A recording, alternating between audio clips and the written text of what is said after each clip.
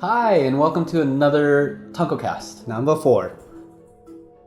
All right, so who are the guests this time? Well, Andrew, Lou, and Amanda, the team behind Borrowed Time. It's an independent animated short film, but they all work at Pixar, our old colleagues. Yeah, and their film, it's a short animated CG film that is absolutely beautiful. Yeah, it's incredible. It's actually as good as you can expect from any of the big studios. No, it was just so high quality animation and acting and the same thing. But you know, the whole thing was just incredible. Yeah, and every time we check our social media, Borrowed Time has won another award. Always, they've been doing sweeping really away. well. Yeah, incredible. Some of the festivals that we won some awards, that they won the big awards. Yeah, we're always excited, and then we see, oh, who beat us? And it was always Borrowed Time, which is amazing. Yeah. Super Really excited exciting. for those guys, and you know, it's kind of partway through its festival run, so if it comes play at a festival near you, I think it's totally worth your time to go check it out. Yeah, and the conversation we had with them was just so inspiring because they made this film while they were working full-time at Pixar, just like The Dam Keeper. You know, it's an independent, just nights and weekends and mornings, and they worked just so hard to make this happen. We know how hard it is, and Yeah, and you really feel that love in every little corner and crevice of this film, just so beautifully crafted. So yeah, with that, hope you enjoy the conversation.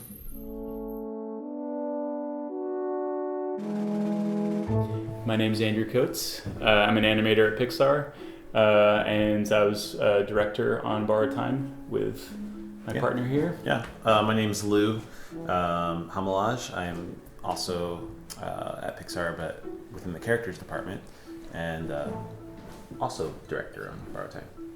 And I'm Amanda Deering-Jones. I also work at Pixar, and I am the producer on Borrowed Time. Great, welcome, guys. Yeah. Thank you so much for coming to Tonkocast. Thank you for having us. My pleasure. Yeah. Thanks for coming in. You guys made this from Borrowed Time. When did you guys finish Borrowed Time? September last year. September last year. Yeah, 2015. 2015. Yeah. So it's been almost 5 months now, which is crazy, because it was a 5-year journey to get to the finish line for us. We started, was that November 2010, which man. Well, we started in earnest but the idea kind of took seed even years before that, I think. Yeah. We have a couple of drawings of our main character that like date back to like 2007, 2008, something like that. Yeah, 2007. Yeah. And you guys went to school together. Yeah. So we went to NYU Tisch Film, and we both took regular film classes and film theory and all the great classes that they have to offer there. And there's an animation department within Tisch Film that we both kind of stumbled upon. Yeah. Well, I stumbled upon. You kind of knew from high school, and there was just not a lot of people at NYU that shared the same sort of passion for the craft of animation that we did, and we were 3 years apart. Yeah, when I started, Andrew was already in his senior year. Yeah. And in my case, I was kind of trying to find myself there. You know, when you start in college, you have no idea. Yeah. Like who you're gonna fit in with and everything. And I remember seeing some of your work for your senior film and being like, oh, cool. I want to get to know this guy. He's definitely pushing on things that are interesting to me. Yeah. And that formed a kind of an unlikely friendship across senior to freshman. Yeah, you don't kind of see bonded. that too often. But I remember seeing his work as a freshman and being like, who the is this guy? Like, what? Because you did animation like in high school. Like he had a program that he had kind of got into, and you're just a very proactive person, so you'd learned a lot on your own. And I remember seeing your stuff and being like, okay, all right, awesome. And you wanted to work on my short, I think. And I was like, hell yeah, come on board, buddy. That was 3D animation, right? It was 2D. Yeah, we both traditionally did. trained. Yeah. And it's an interesting program in that they definitely cultivate people to find their own voices. Yeah. And so you make your own film. it's kind of a one-person show. Yeah. And you get help where you can, but in the end, we both ended up working on each other's films, and that kind of set the precedent for us wanting to work together in the future. But yeah, and the precedent for the naive thought that we could do everything on our own, even when we started working on our short at Pixar. We went our separate ways out of school. I went to Blue Sky. I think I just missed, you were at Blue Sky right before me.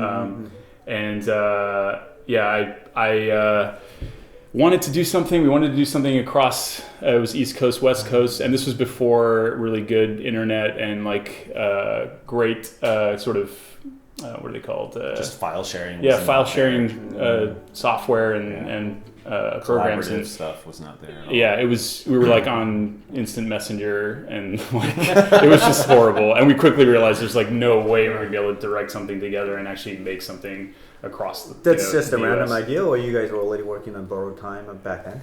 No, we were working on. We had like 4 ideas that we were kind of batting around. And when we started, when I started at Pixar, we were like, "Oh, cool! Finally, we can make something." And there's these sort of 3 or 4 ideas that we had in this email from whatever it was, 2006 or 7. Yeah. And we really identified with the Western as a sort of genre that has a lot to play with, and we both like Westerns, and we both wanted to try something more dramatic. Because in film at work, we'd been doing more comedies and lighthearted and fun and family-friendly stuff. So we kind of wanted to do something different, and that's what started it. And that was around the time that there was a lot of awesome Go Blonde shorts coming out, and there still are. I mean, they produce some amazing shorts, but they usually are action dominant. So it's a really well animated action piece, and beautifully, the art direction is beautiful, the style is different and interesting, and we were drawn to just trying something fun like that. Yeah, so our first kind of couple iterations of what Borrowed Time was going to be was kind of in that vein of something that was fast paced and fun and just it seemed like it'd be like a nice sort of break from work. And something we can kind of like let loose on. But very quickly we realized that if we were going to spend the amount of time it was going to take to make with our own time outside of work, we wanted to be more meaningful. And so we started going down a path of finding something more personal about the story and something more dramatic for the audience. And we wanted to connect with the audience. And that was a 2-year road for us story-wise, which started with a much bigger idea for what Borrowed Time would have been. It was a story about forgiveness, and there was 2 characters. There was a betrayal, and we quickly found that by the time we got to the betrayal, it was already sort of 10 minutes in, and we had to like wrap up this forgiveness idea like so fast. And we're like, oh man, this could be 20, 30 minutes. Yeah. And we forced it into 10, but there was just too many changes happening for our characters. So, we made a lot of progress in terms of learning what you can and can't do in the amount of time you have. Because we've been tackling story from sort of the feature film angle. And like those bigger arcs are like really juicy, and something as a director that you want to get into, and an animator. We wanted to actually finish it.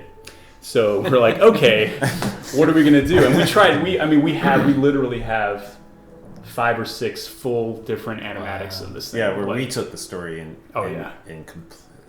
there were times. Amanda, you remember?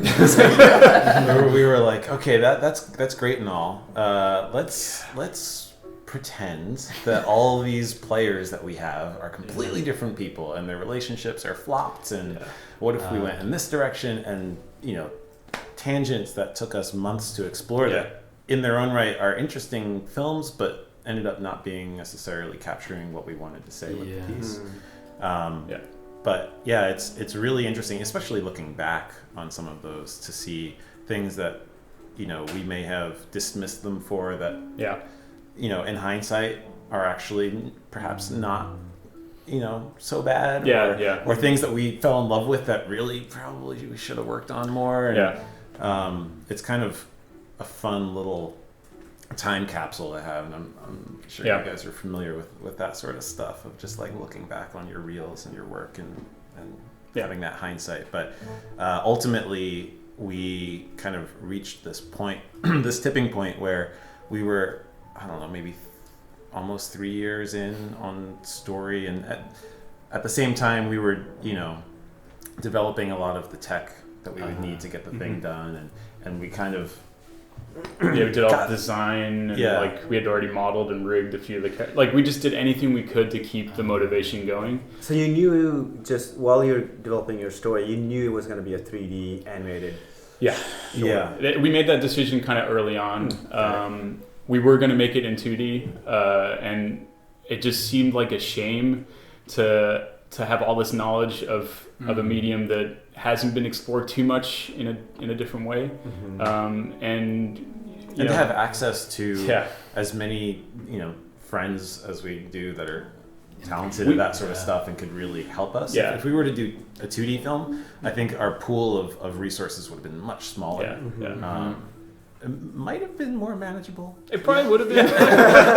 But we could have done a lot more of it. I mean, we did those first 2 or 3 years, like making the animatics and boarding. We had Kathy Graves as our editor, and we brought on Amanda probably 2 years into it, a year into it. Yeah. We tried to do everything. So that was a part of our learning process, was learning to let go and delegate and being okay with that and trusting people around you. Like, it took us a little while because we're used to, from school, you just did everything. Yeah. And we love all of animation. We love modeling, rigging, designing, drawing, boarding. Like, that stuff is exciting. Every single facet of it has its own sort of excitement. And and there's an itch that you have when you go into the big studio structure and you end up working on one particular thing. You want to capture that, like, I like these other aspects of filmmaking. I want to get back into that stuff. And so I think we leaned a little too heavily on that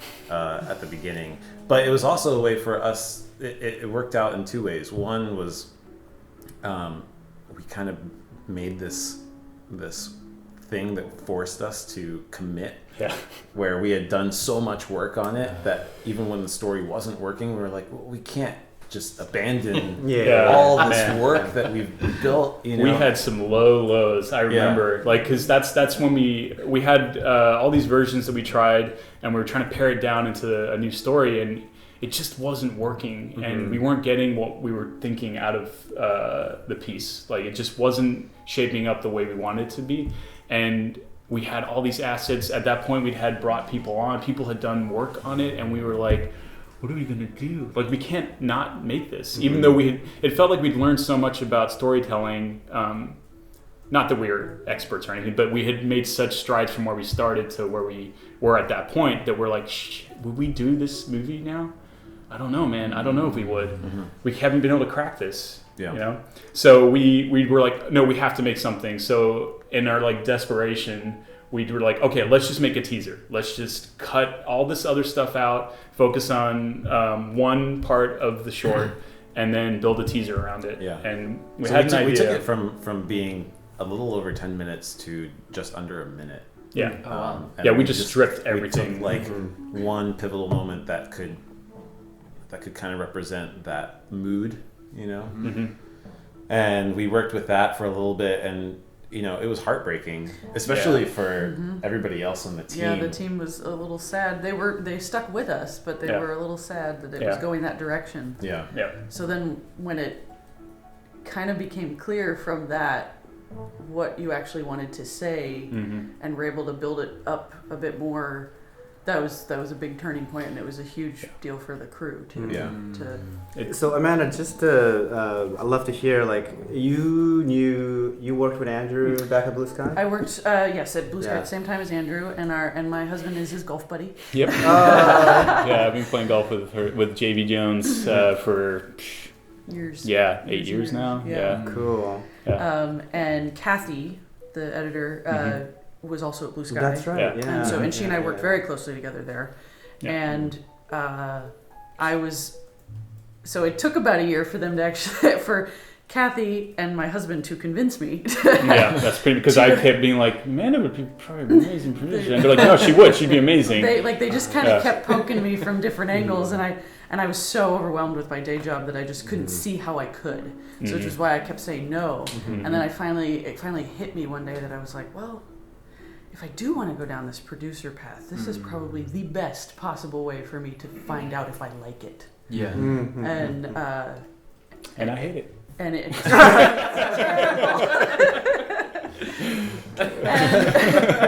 so I came and talked to Andrew, and I was like, okay, I don't know, how this will work, but let's start moving. And I will be honest that I probably up to 2/3 of the way through the whole process. Boy, was there no confidence. Like there was so much to learn, so much to take in and organize, and then I'd say in the last year, everything, when things really started coming together, I was like, oh, and I got really into it, and now I really do love it. So I remember you talked to me several times, because we were finishing up the Dam Keeper, and Amanda was like, can I grab your dice, and just want to hear how things went, and I remember I think that's when you guys are deciding whether the short would become a teaser, and then there was a point where it became a feature again, or maybe vice versa. Like there was like couple of flips. I remember it was a roller coaster. Yeah, it was. Yeah, and I can imagine as a producer, because we had great producers for the Dam Keeper too, Duncan and Megan, but I'm sure they had to deal with us.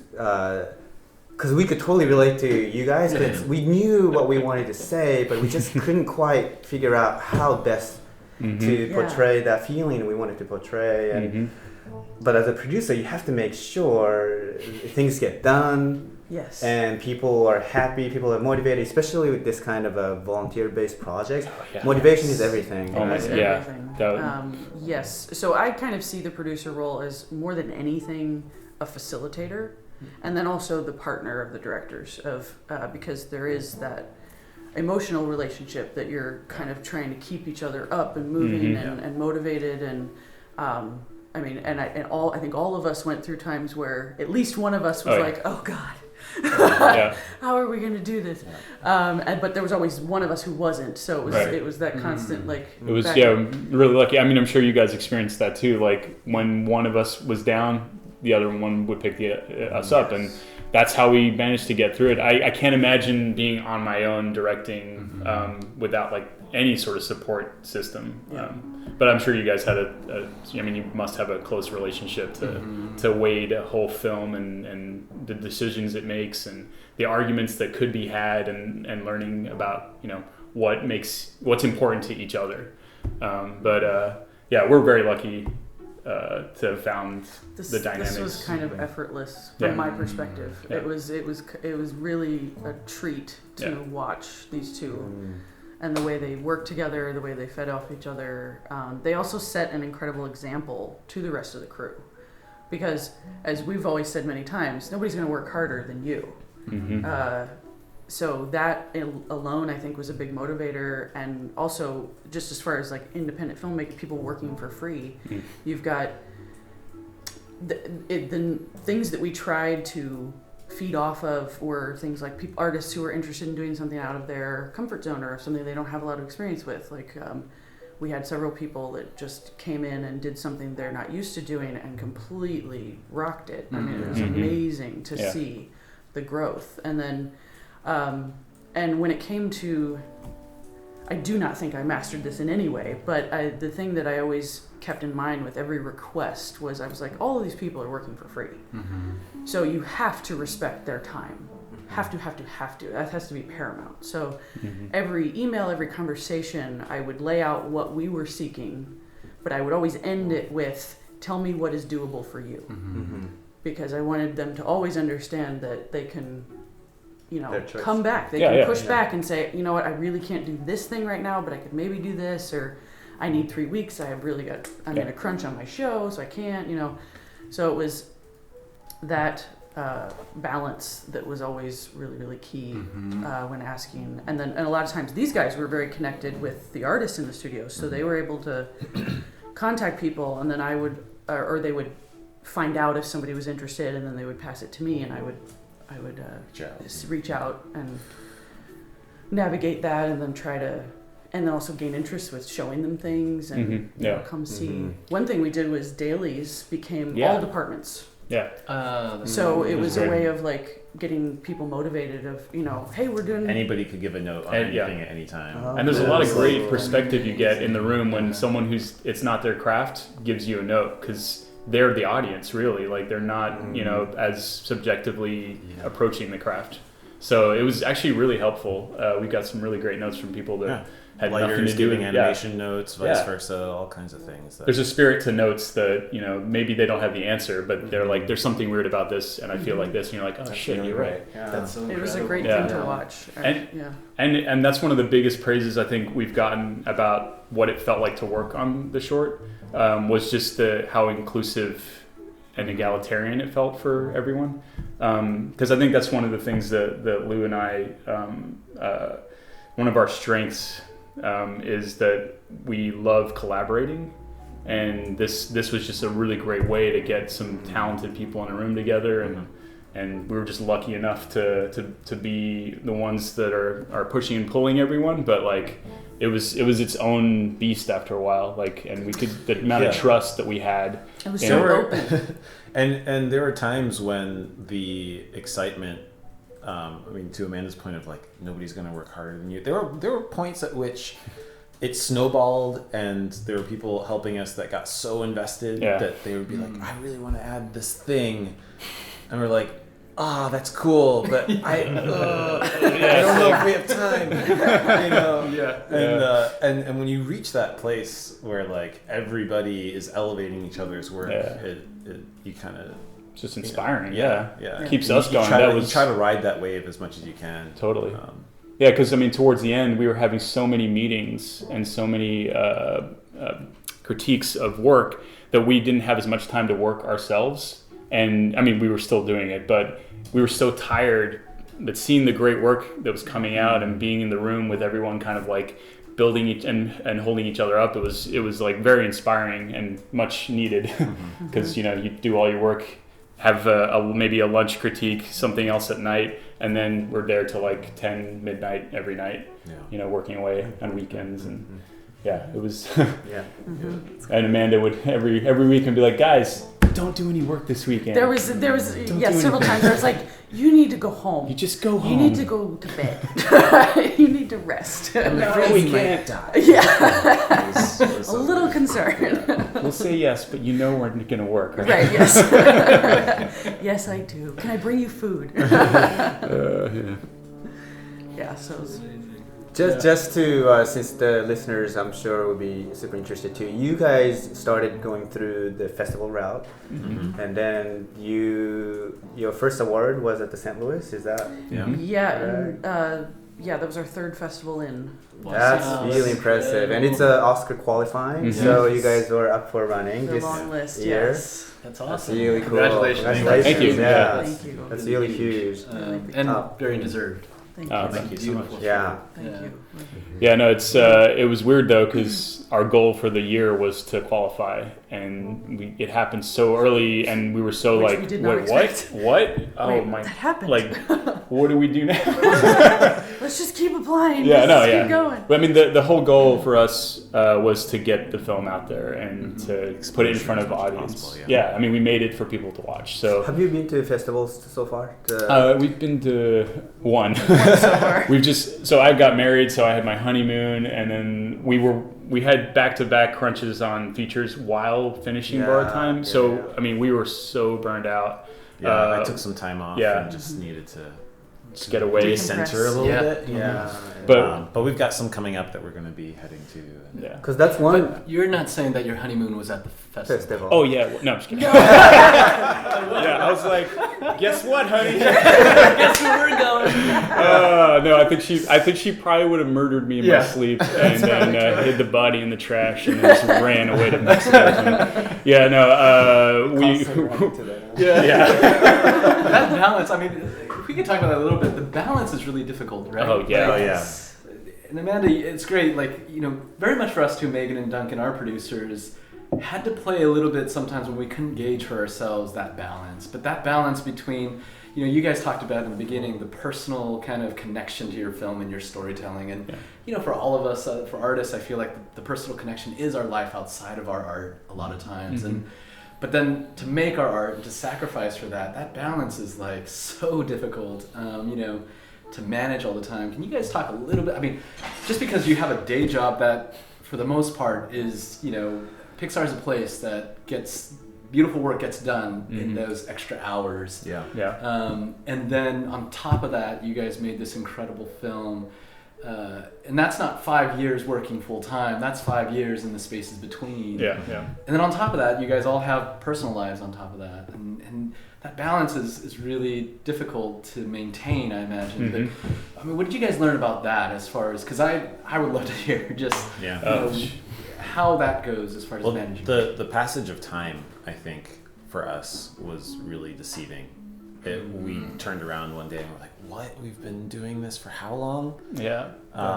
And you end up, you know, when you're working on features, you start to measure your life in films instead of years, right? So that certainly was happening, but this was like an even longer process that kind of was on top of that. And so one thing that for me personally was a real challenge was like I felt like a lot of my personal life kind of went into this point of stasis where it was just like, no, this is just what I'm doing. I'm just working, and everything else is kind of like on hold for a little bit, which is really hard and damaging. But you know, you have to be careful of falling into that trap and make sure that, you know, you're still paying attention to everything around you and making sure that your life can go on and maintaining all your relationships properly. Oddly lucky in the sense that all three of our partners worked on this in some capacity. So like Andrew's wife contributed to the writing, and Lou's fiance worked very heavily. She was a very key part of the short. Nancy sang, she did a lot. She did so much. And then my husband works also at Pixar, so he contributed some shading, but also on the compositing side, you know, lighting, kind of pinch hit wherever we needed some things. So it's a slight advantage because it means it's not all time away from them. But it's different working on the project that's kind of looming all the time with that person than spending time with them.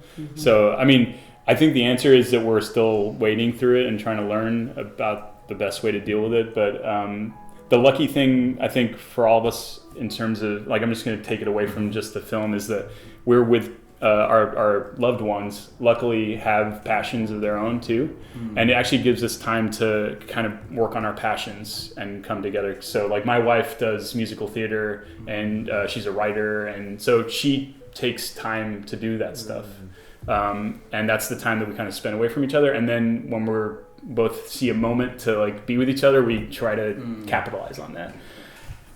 Easier said than done. Sometimes you just have to schedule and just stick to a schedule, because I think that's actually probably the healthiest way to do it, is to be like, I'm going to work on these days, and this is my free day in the week, and then Sundays, these are blocked out from working on the short or whatever.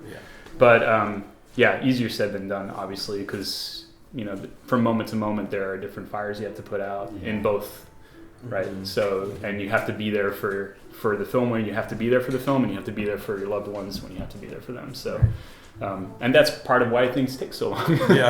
You got to wade through like life, you know, and your experience has to, I mean, it's not just, it doesn't revolve around you. It's about your connections and everyone around you. So, and that is constantly ebbing and flowing and changing. And I mean, you guys have had kids recently, right? And that's, I had a kid when we made the Dam Keeper. Man, we have shots of Dice literally painting with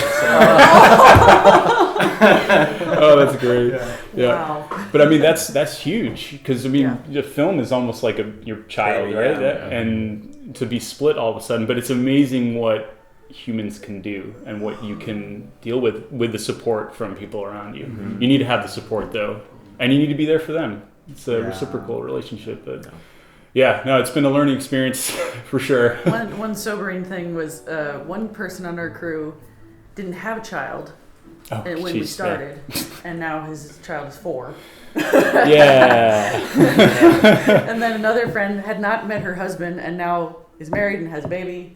Bought a house. And bought a house. So, wow. And we finished a 7-minute short. So it's like when you explain that to people that don't know a lot about animation, they just look at you like you're crazy. Like took you how long? To do what? Especially people from like the live action world. I mean, you kick yourself for loving this medium so much, because if you want to just tell stories, film is obviously for your life and for the amount of time you're on this earth, you can make a lot more films if they're live action, right? Animation, a prolific, animation director might get 5 films at the most. Like, that's stretching it. That's probably 30 years of their life. That's crazy. But we do it because we love the art of it. It's not just the storytelling. But there's a lot more possibilities that are available in animation. You can do anything. Like, the door is wide open, and that's kind of part of why we did it the way we did. Because, technically, you can argue we could have shot Borrowed Time, but you have to deal with so many other factors outside of it when you're shooting, and we just love creating a world. And that's just something that you can craft like one frame at a time in animation and really have control over, and it's something that we love to do. So we're stuck with it for the time being. Well, talk about that sort of the state of American animation genre. Animation became a genre as opposed to just a medium. And you guys talked about that in different interviews, that the Borrowed Time was almost kind of to challenge that idea and see if you can tell broader kind of story, which you guys did with the Borrowed Time. I'm assuming if you were to rate it, it's like a PG-13 or R. We generally say PG-13. But the bigger version could get towards R, depending on the way we direct it. But the themes of it are much more adult or dramatic. Kids probably are not going to relate to what these struggles are for these characters. They can watch it, but it's a little bit more traumatic. It's not made for them. But for us, animation, there's just so much to be done, and the relationship that feature film in America and the audience has kind of it's a symbiotic relationship that's gotten there because of each other, because the audience is expecting these films, and then these feature houses are giving what the audiences are expecting, and it makes sense because they cost $100-200 million to make, and you're not going to take a huge risk. So it's unfortunate that things have ended up going this far, and that people general population will look at anything animated and assume kids film, and I don't like cartoons or whatever, or they do like cartoons for these reasons. But there's a rich amount of stories out there that can be told. The sky's the limit. The other thing too is, you look elsewhere, other countries around the world are definitely exploring more a wider range of stories and that sort of thing, and that's inspiring, and that's the sort of thing that we don't want to censor ourselves necessarily with our first, especially when we're making something that isn't very risky. We don't have the kind of bottom line issues that a studio would have. It's just an independent short. Let's just make it an experiment and see how it plays and see if anybody responds to it, and if we can make it in a way that it has the same sort of quality bar that we come to expect of a larger production, then you can remove that element of the equation and say okay, it's if you were to make something that was highly polished and was exploring these themes, is there still a place for that in the market? And we still have to kind of figure that out. But it's been interesting kind of watching how the short's been doing in the festival circuit. And Amanda made an observation just the other day that we tend to be doing better in kind of broader spectrum film festivals and not as much in animation-centric ones. And we still need to kind of put our heads together and figure out what it is that's contributing to that. But it might be the fact that it's appealing to a live action audience or a live action mentality because it's exploring things that people are not necessarily expecting from animation. Yeah, there's a number of things it could be. And I think part of it is like the mentality of like the independent animator or auteur independent animator, trying something that you've never seen before in terms of like the style of it. And our film we're more exploring like the themes and being more broad in terms of themes. And the look of it kind of fits in, it's polished. I mean, it's a high quality, so it's kind of more Hollywood looking and less like independent feeling. And I think that's probably going to have a factor for us like out in festivals because the people that are watching it and picking them, it's just a few people and they have their own opinions about what independent filmmaking should look like or animation should look like. And you're wading through a lot of subjective opinions of a few people, and one festival might love you, the next one's like meh, and that's just how it goes.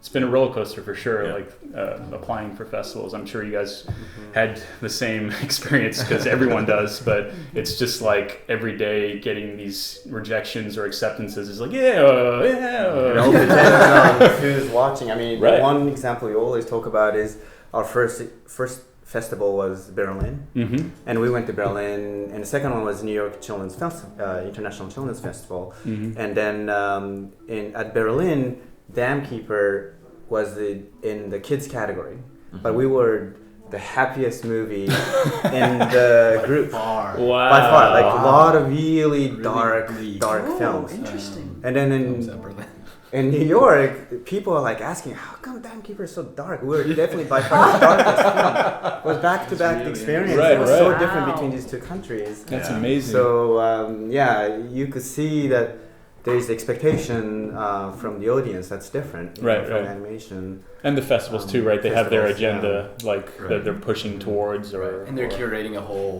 package of shorts. It has to be cohesive. It is a very... But can't put too much to it. It's art. It's subjective. It's what you bring to the screening as an audience member is kind of what you take out of it in a lot of ways. So whatever baggage you have about the style, the look, the story, that's what as an audience, that's what you're bringing to it. So if it surprises you, awesome. And then the next person might be like, oh, I've seen this before. Whatever. I think what people like us would love to see from, Borrowed Time is that because it has that sort of, like you said, mass appeal look, it's so polished. It looks as good as anything out there, right? Like Pixar included. It looks so good. And yet it's touching upon some of the issues that, story-wise, that, the big studios tend to avoid. If it touches, more people in a positive way, that might shift the industry's tendency, hopefully, right? Yeah. No, I mean, we talk about this a lot. Yeah. It feels a little futile, but we're hopeful that you look at somewhere like Japan, and their industry is completely different. And animation has a place in popular culture and for adults, and it's not just for kids. It's a wide gamut there in terms of storytelling. And here, it's more restrictive, but the more independent filmmakers get to make shorts and features and try different subject matter, and the less monetary risk there is upfront for people, meaning like spending less money to make them. There's a lot of great new technology that I think can help get us towards there and make things cheaper and still look good. And then you just focus on the storytelling. I think if you tell good stories and they're visually captivating, then there will be an audience. It's just time, right? Like look at TV. TV in the 90s was completely different from what it's become. Like it took, a show like The Sopranos before people were like, oh shit, this is like really good writing. And now we've got a whole slew of TV shows that are, I'm more excited to watch them than features, and the quality bar is way up there. And now there's more money being poured in too, but the thing that they put their money on in the beginning was the storytelling and the direction. So it's a new industry now that's you can never think it would go away now, because everyone watches all these shows and binge watches shows. Yeah. So we're hopeful, but it's just a matter of how long that will take, and how fast independent filmmakers can get great product out there for people to watch, or great stories out there for people to watch. Yeah, that's awesome. Can I ask some creative notes? Like, I just have questions, not notes, questions. I have some creative notes. But like in the short, there's like an implied much bigger story, like little detail. I mean, what I love that you guys were talking about is like creating a world. It just feels like in the short, there's like who's chasing these guys, and like he's got a limp. He's older now, and he's got a limp. Like, why is he coming back to this spot now? And all those kind of things. Are we ever gonna get answer those things, or are those like kind of the Well, we have answers for ourselves for most of these things, and there's a bigger world as is implied in it. That we explored and we have a pretty good idea of. It's a lot more complicated in terms of relationships. There's a brother involved and a betrayal between the deputy, the guy that's the young deputy and becomes the sheriff later, between him and this other character. Why do I feel like I can't say anything detailed? I guess we're just trying to keep it close to, like, totally, just in case that there could be a future of a feature with it, but we do have one in mind, and at least the one that gave us the fodder to kind of give nuance to the short. I mean, if we were given the time and resources to really develop this, who knows what form it'll take, but at least for what we were setting out to make at the time, we do have we have more backstory than we can handle. But I think that was a large part of why we were looking to do that, was to really understand where these characters were coming from and help us understand what choices they would be making. By the end of it, when we ended up finishing this thing, we've been on it for 5 years. It feels like we're making the sequel to the movie we never made, and we know these characters well enough that, like, okay, we put them in this situation, how would that dynamic play out, and that sort of thing. And I think a large part of some of that stuff that is triggered for you is coming from choices that were made, for animation. And Mark Harris was our animation supervisor, and he was very keen on knowing why behind everything. Like, why, like, how can, if he's going to walk from A to B, how is he going to walk there, and why is he walking there in that way? And so we kind of had to build tons of lore. And it's the only way to really be honest about the moments, because that's what you're trying to get to, some sort of truth or honesty in filmmaking, so the audience buys into it and believes the moments and believes the acting and is with the character. As soon as you break that, the audience is like out of it. So that was something that we really with Mark we really like delved into, and we really put time into, and try to give answers to everything that made sense for us and for the larger scope of the world. But since we did end up cutting out all this other stuff from or these characters and events from what this short became, it's not actually completely representative of the full version, right? So we had to take out some of the motivations and some of the events that happened in the past for the character to fit into what it became. But it was amazing for us how much the story almost told us what it needed to be. There were points at which, when we were trying to work out the forgiveness angle, it became a challenge for us to figure out what that meant for each of us personally, and how that would manifest in the story. And I think those were probably the only points at which, having two directors was both a blessing and a curse. Because we were trying to really, we're like, but that doesn't connect with me. Okay, well, why doesn't it? It's really personal to me. Okay, well, this and that. And at a certain point, to Andrew's point, it did kind of take its own form when we had to cut out a part of that and say, okay, it's not so much about forgiveness, it's about closure. And coming to terms with this thing. And it's a personal forgiveness or acceptance versus someone else giving you that. And that's actually the thing that unlocked a much shorter version for us. But we were so stuck on the original idea where it was someone else giving forgiveness for an action, and it was difficult for us to weigh that between the two of us because we have different experiences and different lives. So we had to bring our own personal attachments to what that means. But the story took a turn towards a darker area than we've personally experienced, and it came through the story itself, because it wasn't something that we were like actively seeking to explore. And it took us a little while to come to terms with what that meant for us. And do we want to make a movie about this? We don't want to say it because we haven't seen the short. But one of the main themes or main issues in the short is the short is dealing with is not something that we've been through. So it took us there. The character took us there too, and we just had to go along for the ride and be as honest as we could with the moment, with our limited knowledge of that, and put as much as we could of ourselves into that, and the empathy we can feel for that. But it was really difficult. It was a very difficult. I feel like there was a huge growth moment for all of us. But a really good one. Just really hard but satisfying. Well, unfortunately, we have to start wrapping up. We'd love to maybe close with what's next, and obviously,